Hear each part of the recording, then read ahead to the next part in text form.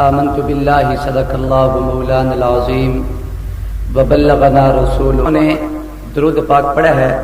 میری صرف ان دوستوں سے گزارش ہے کہ ہاتھ بلند کر کے کہیں سبحان اللہ. جنہوں نے درود پاک نہیں پڑھا وہ بے شک نہ بولے. جنہوں نے درود پاک پڑھا ہے آقا کی محبت دل میں ہے, ہاتھ لہرا کے ذرا زور سے کہیں سبحان اللہ. ایسا بولیں کہ اللہ کی رحمت فوراً متوجہ ہو جائے. اللہ ہم سب کو معاف فرما دے. بلند آواز سے کہیں سبحان اللہ. ماشاءاللہ. قابل قدر دوستوں اور بزرگوں, اکابر علماء کرام اسٹیج پہ جلوہ افروز ہیں, جن میں بالخصوص قائد محترم حضرت مولانا محمد عالم طارق صاحب, شیخ الحدیث و تفسیر حضرت مولانا مفتی حبیب الرحمان صاحب درخواستی, حضرت مولانا پیر سیف الرحمان صاحب درخواستی, اور ترجمان اہل سنت حضرت مولانا علامہ عبدالکریم صاحب ندیم اور دیگر اکابر تشریف فرما ہیں.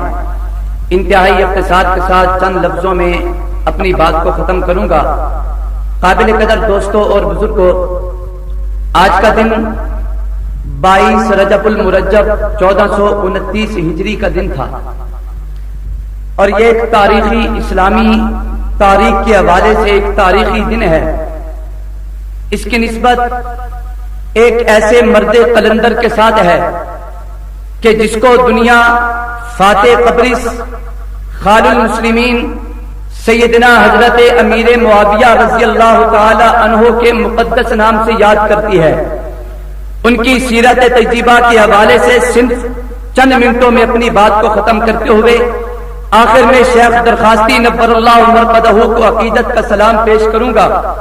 میرے محترم دوستوں اور بزرگوں, قرآن مجید میں اللہ تبارک و تعالی نے جماعت صحابہ میں سے والسابقون الاولون من المہاجرین فرما کے ان صحابہ کرام کا تذکرہ فرمایا ہے کہ جنہوں نے رسول اللہ صلی اللہ علیہ وسلم کی معیت میں مکہ مکرمہ کو چھوڑ کے مدینۃ الرسول میں جا کے ڈیرے لگائے ہیں.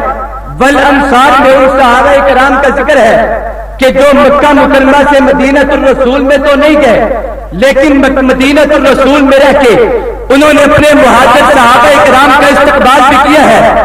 اپنے مالوں میں سے آدھا مال اپنے مہاجر بھائیوں کے لیے قربان بھی کیا ہے.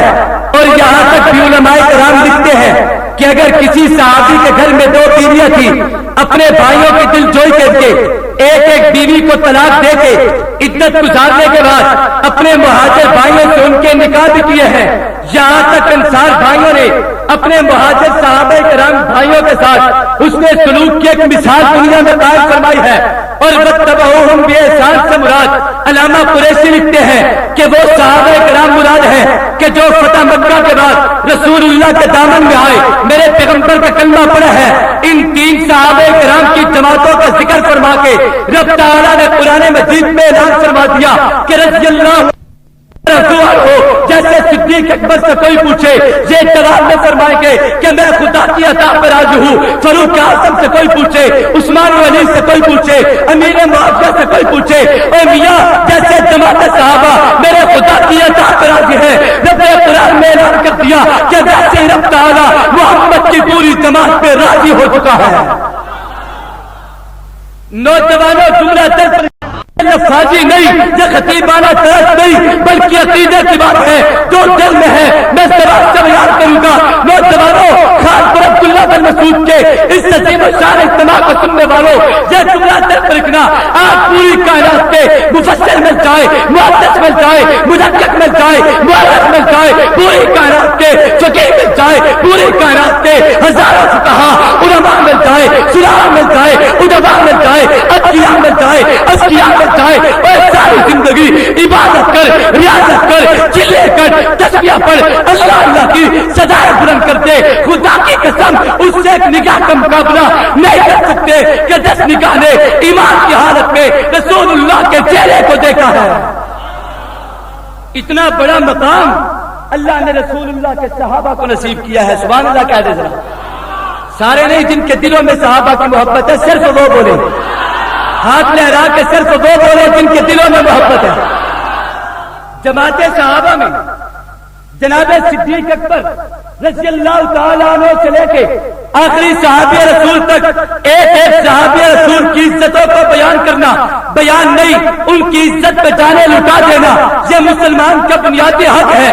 لیکن نوجوانوں، اس دور میں ایک صحابی رسول اتنا مظلوم ترین صحابی کہ جناب صدیق اکبر سے لے کے آخری صحابی رسول تک یہ امتیازی مقام اللہ نے جناب امیر معاویہ کا نصیب فرمایا کہ 65 لاکھ مربع میل زمین کا حکمران وہ کیسا مرتے قلندر تھا، اور جس کے بارے میں جبرائیل رب کے سلام لے کے آئے، میں نے روایت پڑھی، میں چاروں طرف جاؤ کے آمنہ کلال اپنے مقام پہ تشریف فرما ہے، جناب جبرائیل طرف کا حضور کے دروازے پہ آئے، آج یس کرنے لگے، آقا میں آپ کی دربار میں سلام لے کے آیا ہوں۔ کملی والے نے پوچھا کس کے لیے سلام، کس لیے سلام لے کے آئے ہو؟ تو جناب جبرائیل نے یہ جملے فرمائے کہ مجھے خدا نے بھیجا، رب نے فرمایا جا کے میرے پیغمبر کو کہتے کہ امیر معاویہ جو آپ کے قریب بیٹھ کے پیروں میں بیٹھ کے میرے قرآن لکھتا ہے، میری وحی لکھتا ہے، پیغمبر کی حدیثیں لکھتا ہے، نبی کے خطوط لکھتا ہے، جبرائیل جا میرے محبوب کو کہے اس جان معاویہ کو میرے سلام کہیے۔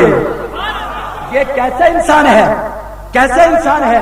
میں نے حدیث پڑھی، انسان تڑپ جاتا ہے۔ کملی والے کے پاس جناب جبرائیل امین تشریف لائے، آمنہ کے لال نے پوچھا کہ جناب جبرائیل قرآن آتا ہے، پہلے بھی صحابہ بیٹھ کے لکھتے ہیں، لیکن کسی مزید انسان کی ضرورت ہے کہ جو میرے پاس بیٹھ کے رب کے قرآن کو لکھا کرے، میرے خطوط کو لکھا کرے، باہر سے جب خطوط آئے تو خطوط کو پڑھ کے صحابہ میں سنایا کرے۔ تو جناب جبرائیل سے میرے نبی نے مشورہ فرمایا، حضور نے فرمایا کہ جبرائیل کسی انسان کے بارے میں مجھے مشورہ دیجیے کہ جو میرے پاس بیٹھ کے مزید رب کے قرآن کی کتابت کرے۔ جناب جبرائیل نے میرے محبوب کے چہرے کو دیکھ کے فرمایا، آقا جب کہ آپ کے پاس حضرت امیر معاویہ موجود ہے، آپ پھر بھی پوچھتے ہیں کہ کس کے میں آپ کو منتخب کروں؟ آقا یہ معاویہ فإنہ امین، یہ ہمارا دار ہے، معاویہ کو کہو کہ آپ کے پیروں میں بیٹھ کے قرآن کی کتابت کیا کرے گا۔ رسول اللہ صلی اللہ علیہ وسلم کی نظر مبارک میں جناب امیر معاویہ کا اتنا بڑا مقام تھا۔ آمنہ کے لال متعدد بار حضرت امیر معاویہ کے لیے دعائیں فرمایا کرتے تھے۔ کملی والے نے دعائیں فرمائی، اللہم علم الکتاب ومکن فی البلاد، اللہ میرے معاویہ کے سینے کو قرآن و سنت کے علم سے بھر دے، اس کو بڑے بڑے شہروں کی حکومت نصیب فرما۔ میرے محبوب پیغمبر کو جناب امیر معاویہ پہ اتنا اعتماد تھا، اپنے پاس بٹھا کے حضور قرآن کا علم سکھایا کرتے تھے، اپنی احادیث مبارکہ انجاز فرمایا کرتے تھے، اور بڑے بڑے عدلہ صحابہ میں حضرت امیر معاویہ کا اتنا بڑا مقام ہے، یہ قرآن صحابی رسول نہیں، اہل فتویٰ صحابہ میں ان کا شمار ہوتا تھا، یہ قرآن صحابہ نہیں بلکہ مجتہد صحابہ میں ان کا شمار ہوتا تھا، یہ قیام صحابی نہیں، بڑے بڑے دلہ صحابہ تفقہ فی الدین کے محترف تھے۔ امیر معاویہ کے بارے میں ایسا دلوں طرف صحابی میں نے روایت پڑھی، نوجوانوں طرف جاؤ کے کملی والے کی محفل میں جناب ابو بکر، جناب فاروق اعظم رضی اللہ تعالیٰ عنہما، یہ دونوں شخصیات تشریف فرما ہے۔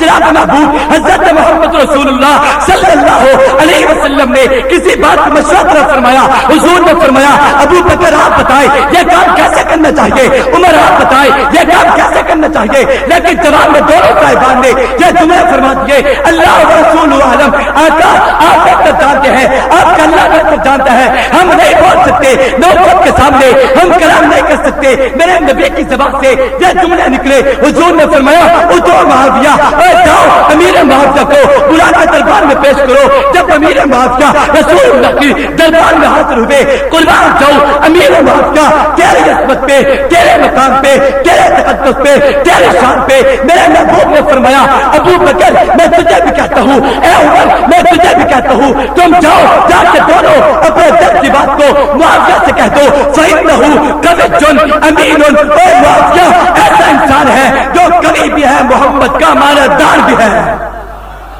امیر شام تیری جاہ و منزلت کی قسم، امیر المومنین تیری جاہ و منزلت کی قسم، تیرے نام کا ڈنکا بجا کے چھوڑیں گے۔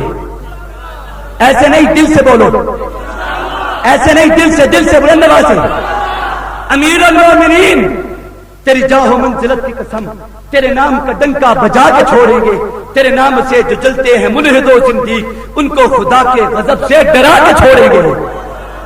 ابھی کسی نے پرچی لکھی کنڈوں کے بارے میں، بڑے افسوس سے کہنا پڑتا ہے، ہمارے حضرت شیخ ندیم صاحب تشریف فرما ہے، ان کی اپنی تحقیق، ہم اپنے بزرگوں کی تحقیق پہ 100% اعتماد کرتے ہیں، ابھی مجھے فرمانے لگے کہ کنڈوں کے بارے میں کیا بتائیں ان دوستوں کو کہ یہ کنجری کی ادا ہے، طائفہ کنجری عورت کہ جس کا مالک تبرعی راضی تھا اور وہ حضرت امیر معاویہ پہ تبرع کیا کرتا تھا، جب اس کا مالک اس سے خفا ہوا اس نے مالک کو راضی کرنے کر کے 22 رجب کی صبح کاٹ کے ایک میں کنڈے پکا کے اس نے تقسیم کیے تاکہ میرے مالک امیر معاویہ کی وفات کی خوشی میں اس اقدام پہ مجھ سے راضی ہو جائے۔ اور مجھے بتاؤ میں اس قوم کو کیا کروں، اس پہ لعنت کیسے بھیجوں کہ جو کنجریوں کے اداؤں کو زندہ کرتے ہیں؟ ہم پیغمبر کے ہوتے ہیں، صحابہ کے غلام ہیں، ہم کنجریوں کی اداؤں کو نہیں، ہم رسول کے صحابہ کی اداؤں کو زندہ کریں گے۔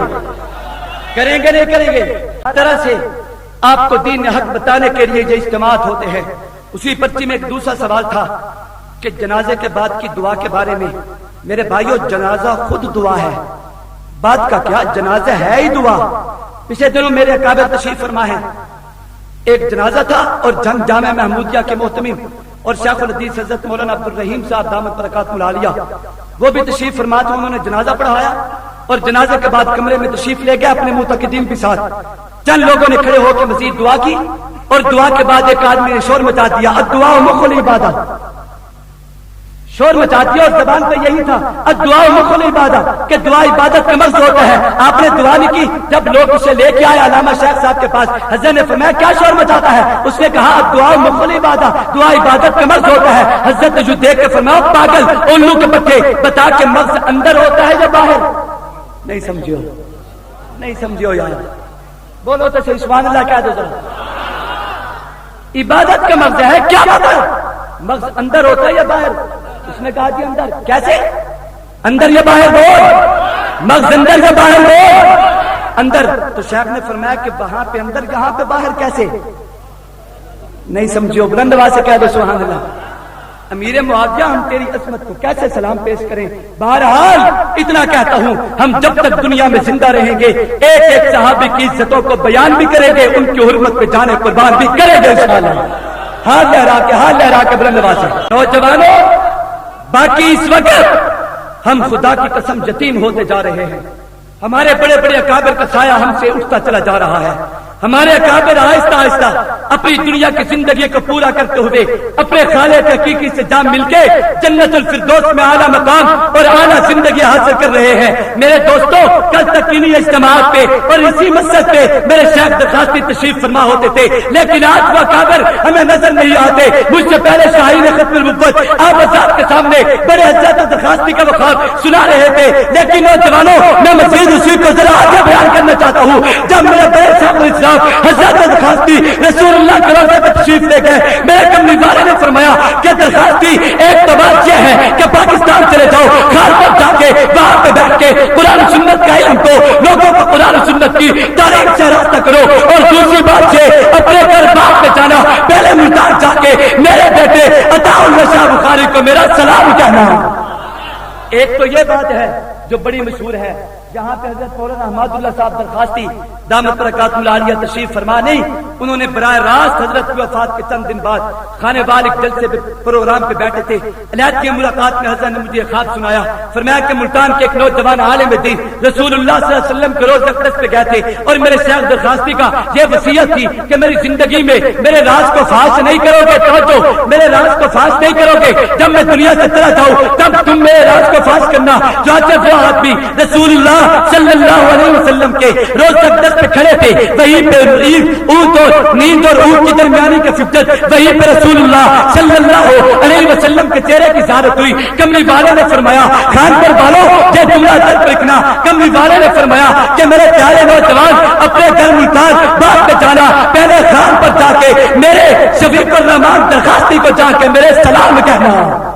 جب وہ نوجوان عالم دین رسول اللہ صلی اللہ علیہ وسلم کے مبارک حکم کے عین مطابق یہاں خانپور میں تشریف لائے، اس وقت میرے شیخ درخواستی غالباً مغرب کی نماز پڑھ کے مسجد سے باہر نکل رہے تھے۔ اس آدمی نے آ کے اندھیرے میں، وہاں پہ آج کل بھی اندھیرا ہے، آ کے مصافحہ فرمایا اور فرماتے ہیں کہ مولانا شفیق الرحمان درخواستی سے ملنا ہے۔ حضرت نے ہاتھ پکڑ کے اندر لے گیا اپنے کمرے میں، فرمایا کہ آؤ ابھی مل جاتے ہیں۔ جب کمرے میں گیا تو بٹن دبایا، جب لائٹ آن ہوئی تو اس آدمی نے چہرے کو دیکھ کے فرمایا حضرت جی میں معافی طلب کرتا ہوں، مجھے وہاں پہ جو تصویر دکھائی گئی خدا کی قسم وہ یہی تصویر ہے۔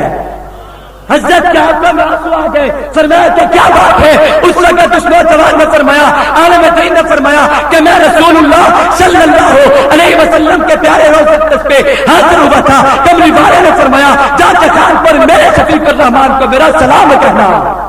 اتنا بڑا مقام اللہ نے ہمارے اکابر کو نصیب فرمایا ہے۔ میرے دوستو کبرنا موت الکبریٰ، بڑوں کی موت نے ان سب چھوٹوں کو بڑا بنا دیا ہے۔ آج وہ نہیں، حضرت شیخ مولانا حبیب الرحمان صاحب درخواستی اور باقی اکابر تشریف فرما ہے۔ انشاءاللہ تم ان کے قریب آؤ گے، ان کو بھی محبت میں انہی جیسا پاؤ گے۔ چھوٹا آئے گا شفقت میں بے مثال پائے گا، بڑا آئے گا ادب میں بے مثال پائے گا۔ کس رنگ میں آؤ گے؟ بہرحال میں تمہیں کہنا چاہتا ہوں ہر حال میں ان کے ساتھ دو گے، جامعہ سے محبت رکھو گے، جامعہ سے تعامل کرو گے، صحابہ سے محبت کرو گے، رسول اللہ کی حرمت پہ اپنی جانیں قربان کرنے کا تہجہ اور عزمیہ رکھو گے، عزم رکھو گے۔ اللہ مجھے اور آپ کو محبوب سے سچی محبت اتباع نصیب فرمائے۔ وآخر دعوانا الحمدللہ رب العالمین۔